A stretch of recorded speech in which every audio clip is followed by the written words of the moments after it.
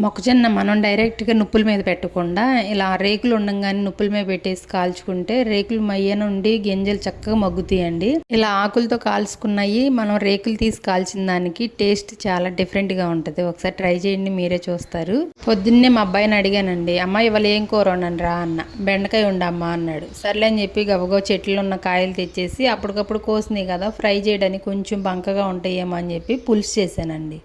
కూర వండటం అయిపోయిన తర్వాత, "అమ్మ నువ్వు పులుసు ఎందుకు పెట్టావు? నాకు ఫ్రై కావాలన్నాడు." ఇంకేం చేయను, అప్పటికప్పుడు మళ్ళీ బెండకాయలు ఎక్కడ తెచ్చి మళ్ళీ ఫ్రై ఎందుకు, సర్లే అని చెప్పేసి ఒక మామిడికాయ కోసి, ఇంకా మామిడికాయ అయితే రోటి పచ్చడి చేశాను. అప్పుడప్పుడు అనిపిస్తుందండి నాకు కూడా ఒక అమ్మాయి ఉంటే బాగుండేది, ఏదో ఒక పనిలో సాయం చేస్తూ ఉండేది. అబ్బాయిలు ఎంతమంది ఉన్నా పర్వాలేదు కానీ ఇంటికి ఒక అమ్మాయి ఉండాలండి. ఆడపిల్ల ఉంటేనే ఆ ఇంటికి అందము. నాకు అమ్మాయిలంటే అంత ఇష్టం, కానీ అందుకే దేవుడు నాకు అమ్మాయిలు ఇవ్వకుండా ఇద్దరు అబ్బాయిలని ఇచ్చినట్టున్నాడు.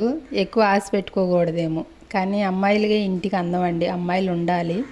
అమ్మకి హెల్ప్ చేయాలి అంటే అమ్మాయిలు కావాలి, తండ్రికి హెల్ప్ చేయాలంటే కొడుకులు కావాలి.